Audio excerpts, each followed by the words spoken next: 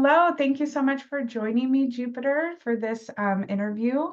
Thank I you. am Marina Cervantez. I'm the Director of Diversity, Equity, Inclusion, and Social Impact Initiatives with LeadingAge California. We are California's leading advocate for mission-driven housing, care, and services for older adults, and we represent nearly 800 nonprofit providers of senior living and care, and we provide advocacy and education resources on their behalf. So I'm so happy to have you with us, Jupiter. Would you be able to let me know a little bit more about your role and introduction to yourself and kind of how you got involved in this statewide survey of LGBTQIA plus older adults in California? Yes, thank you, Marina. Thank you so much for having me. And also a very big thank you to Leading Age for also providing this opportunity to share more about this really exciting survey that Open House has been working on for the last 10 months. Um, but to begin, my name is Jupiter Peraza. My pronouns are she, her. And I am manager of the statewide coalition here at Open House. I joined Open House about 10 to 11 months ago for this special project specifically.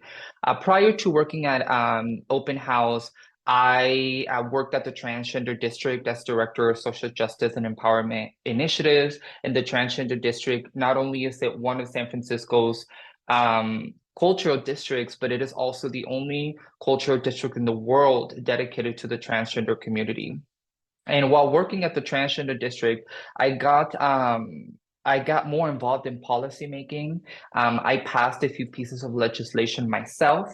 One of them was Transgender History Month, which I originally authored myself in 2021. And I brought this proclamation that I authored to the mayor's office, and the mayor's office signed it. And in August 2021, San Francisco became the first city in the nation to designate a commemorative month for transgender history due to the very rich history here in San Francisco, like the Compton's cafeteria riots. I continued my work in cultural preservation.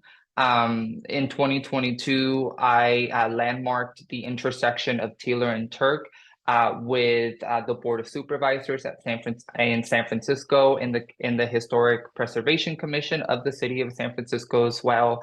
And last year in 2023, I took Transgender History Month and I worked to make it statewide, which we were successful with. A very big thank you to Assembly Member Matt Haney, who represents Assembly District 17, and Trans Historian Susan Stryker as well. For helping us to make this a possibility. So the reason why I mentioned my work prior to Open House is because I am deeply interested in preserving the legacy of the trans community and the queer community as well. I really acknowledge that there is a concerted effort in this country to erase transgender and queer history. And I have taken it upon myself to definitely advocate for others to pay attention to the importance of preserving history, of building a legacy, of ensuring that our community has a history to look back to in the next, 10, 20, 30, 40 years. So when this opportunity to join Open House came about and I knew of this survey and I knew what it aimed to do, I was all in. And the reason why is because this survey was going to collect baseline data that is not that has not yet been collected in the state of California. So I was definitely interested and I wanted to be a part of it because I knew that that data was going to lead to something major, not just for the trans community, but for the LGBT community at large in California. So that is why I am at Open House. Wow, thank you so much, Jupiter. I mean, just admirable the background that you had that went into why this is such like a meaningful project for you. And I'm so happy that you're part of the team there at Open House. It seems like perfect fit. So thank Thank you so you. much for sharing that. I'm also interested to know a little bit more about the survey itself. Would you be willing to share more about kind of the creation of this survey and what level of research and development really went into all those foundational pieces of the survey. Yes, of course. When I first discussed this survey with the executive director of Openhouse, Kathleen Sullivan, she mentioned that this survey had been advocated for a very long time. And one of the founders of Openhouse, actually, Dr. Marcy Edelman, was one of the individuals that was able to secure funding from the California Department of Aging to ensure that this survey happened. Mm-hmm. So, very important tenets of the survey is that not only is it the first baseline study in the state of California, but it is also a survey that aims to center community. Community is at the core of this survey. And what do I mean by that? What I mean by that is that Open House, since its founding in 1998, has always centered community. Community has always been at the core. So when we think about research, it always tends to be very clinical. It tends to be very detached from the actual experiences of the people that it aims to survey. So when this opportunity came about for Open House, it was very important for us to derive a mission, our values going into this project, and that was to always center community, to always bring this broad method of doing research down to the important part of it, which was community. How are the real life experiences of LGBT people in California, specifically older adults? Of course, the LGBT community is not a monolith. There are many folks with a wide range of experiences. We have LGBT folks who are of color, who are immigrants, who have disabilities, so on and so forth. So Open House has been the driving force in terms of including folks into the development of the survey to ensure that it lives up to what it should be, which has been very exciting and has made the development of the survey incredibly and amazing. So I'm definitely going to speak about that more. But also another component of the survey is the statewide coalition.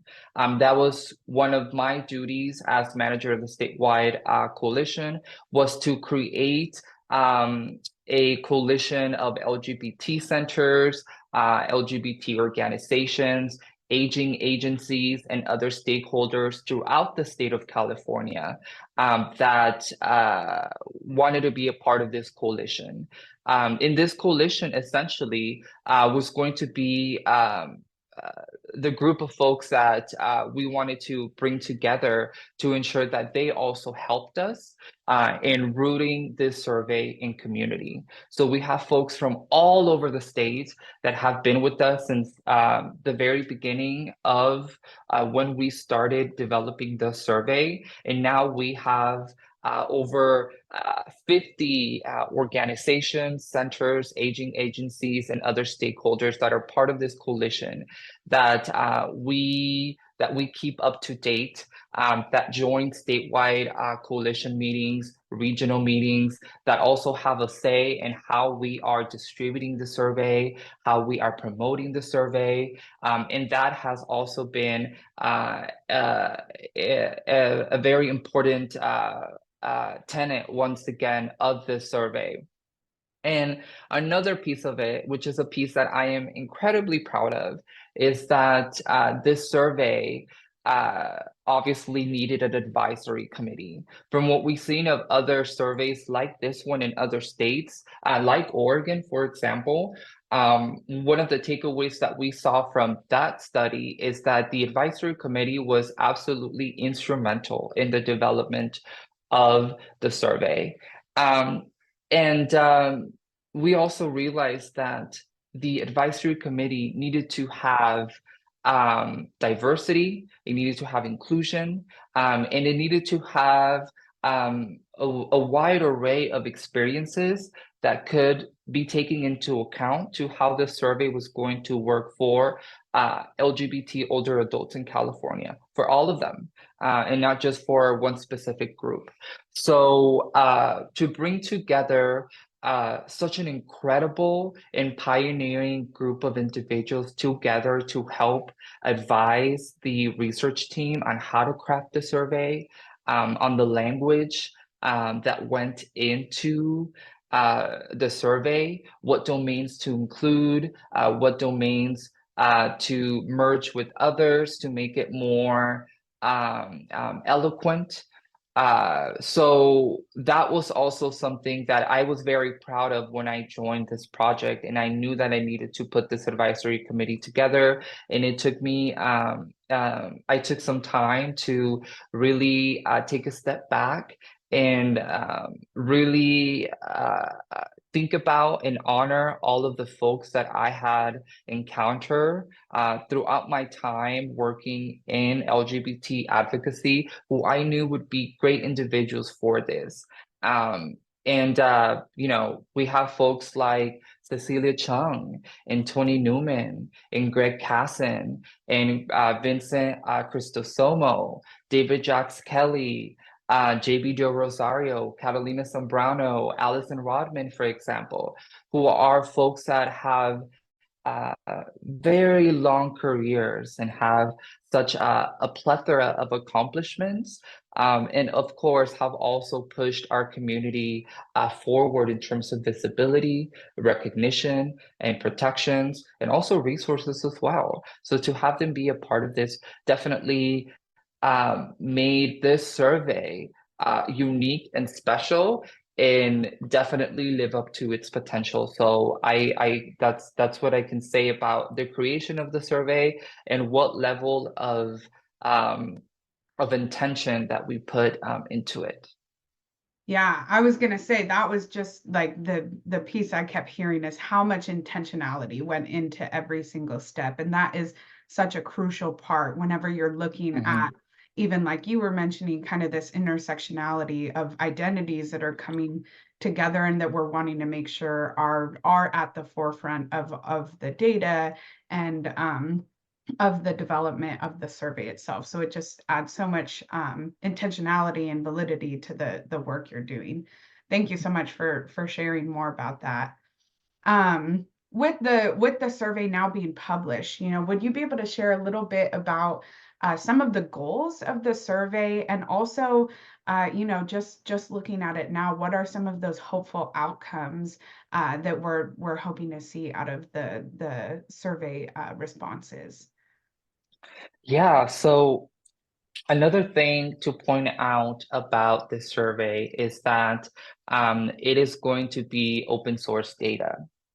And what I mean by that is that open source data, once the data is published, after it's been analyzed, that open source data is going to be available to anybody. Um, Anybody in the state of California or throughout the entire country. Anybody will be able to access the findings of this survey, whether it be for research, whether it be for grant making, for example. This data is going to be available for folks to be able to understand the experiences of LGBTQIA plus older adults in the state of California. And that clause was negotiated as part of the survey from the very beginning. And the reason why is because with other surveys like this one that have gauged other aspects of LGBTQ plus experiences have either been owned by the state, for example, or they have been private. So for this survey, having that clause embedded into what was going to lead to the creation and to the publishing of the survey was absolutely important, because it would also help, for example, elected officials to piece together this narrative of the experiences of LGBTQIA plus older adults in the state of California. And with those narratives, it leads to future policy ideas, and those policy ideas turn into legislation, and that legislation turns into actual change. And more influx of resources, better infrastructure to help LGBT folks age gracefully and with dignity and with bountiful resources. So that was also something that makes this survey incredibly unique and incredibly special. And it was also one of the reasons why I really wanted to join, because having my experience in policymaking, I wanted to be a part of the process that collected data that led to the snowballing of into legislation. So I knew that being a part of this was going to provide me this other perspective of how does actual tangible change happen? And by tangible change, I mean, legislation. How does it happen? How is information collected? How is data collected that can then be translated into policy? Um, so that was something that I was very excited about as well. And not only that, but the data from this survey is also going to influence California's master plan on aging. So what is collected, so the data that is collected is going to be a part of this master plan on aging that takes into account how LGBTQ plus individuals age, which, it is very different than how cisgender heteronormative folks age. For LGBT folks, uh, um, many of us do not have families that are going to care for us as we get older. Many of us do not have our nuclear families any longer. So there are very unique circumstances uh, that needed to be acknowledged in order for California to change the way that it planned for LGBT older adults to age. So that was also something that really excited me about this project, because it was actually going to be connected to something like the master plan on aging that was going to cascade into something. So I will say those are the main goals of the survey. And one of the ones that I also always like to bring up is that this survey also aims to gauge the experiences of frontier and rural communities, right?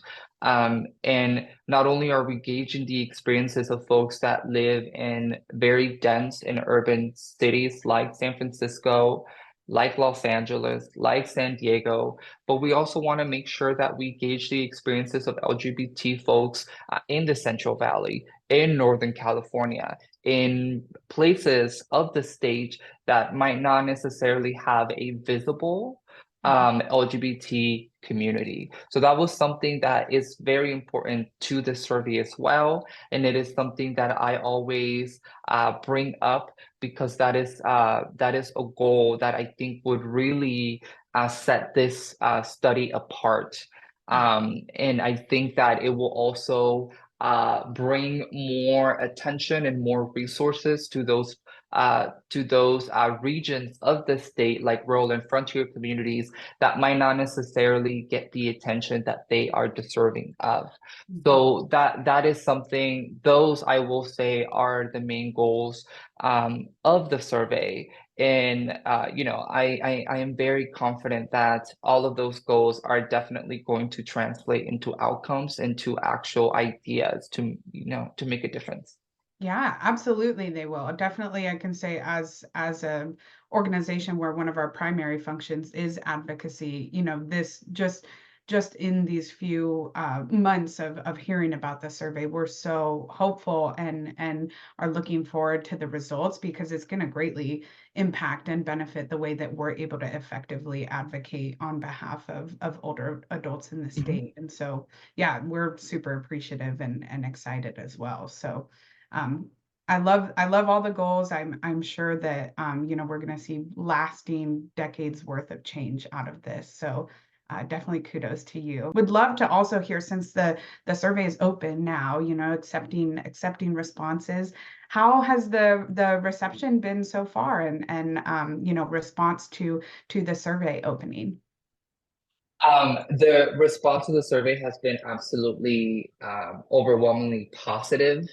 We are very, very pleased with the responses that we have received. Mind you, the survey was launched in January 8th of 2024, so just last month. After working on this survey for 10 months, we finally launched in January, and it is going to be open until March 31st, 2024 of this year. Because of all of the pieces that we put together during the creation of the survey, like the statewide coalition, for example, we were able to reach a great number of responses in a very short period of time, with just getting the word out to our networks that we have built from the start of the survey. And our baseline goal for this survey was 2,000 responses. And as of January 31st, we had over 1,800 responses. Wow. So we are, last week we were just less than 200 responses away from our baseline goal in just the first month, not even the first month of having this survey out in the field. And I feel like that speaks to the structure that we put in place, like the statewide coalition, like the advisory committee that we put together to ensure that we got the word out about this survey. So we are very thrilled that this survey was embraced by folks in our community. And we are also very excited that they also see the importance and the significance of this survey.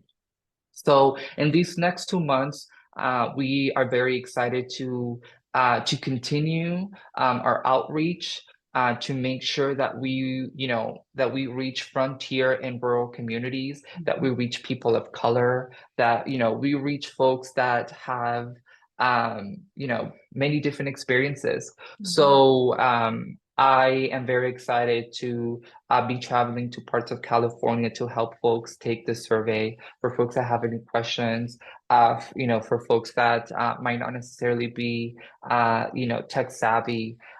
We are mobilizing to ensure that everybody is considered and everybody is heard in this survey. So I am definitely excited to know where we are going to be when March 31st rolls around. And if our baseline goal was 2,000 responses, we want to make sure that we aim for those 5,000, if not more. So we are definitely getting everything ready to ensure that we make this survey as successful as it can be.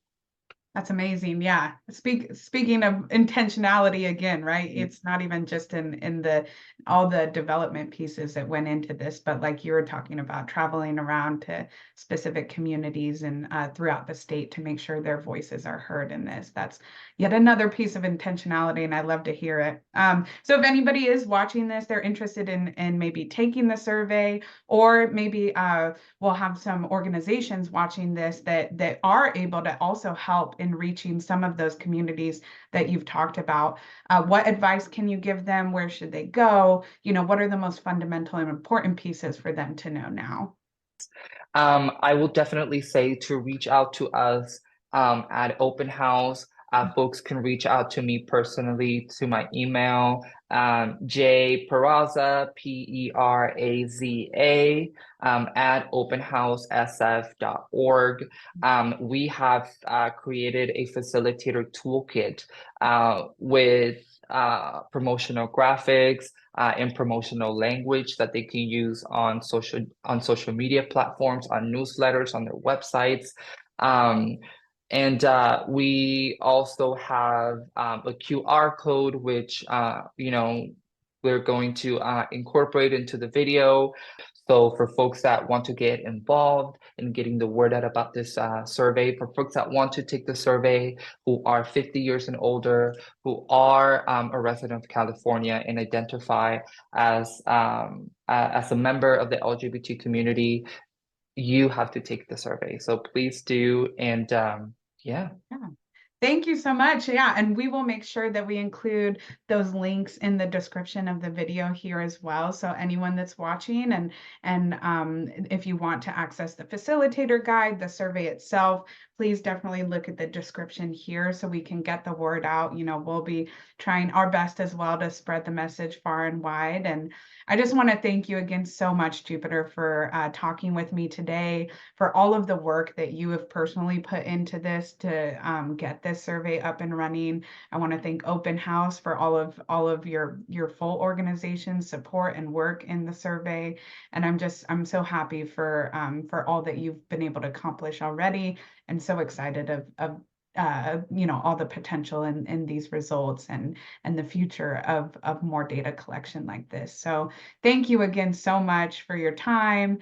Really appreciate it. And I'll make sure that anybody that needs to get connected to you, that I get their info over to you. So thanks again, Jupiter. Thank you, Marina. Thank you to LeadingAge for this opportunity. Of course. Thank you.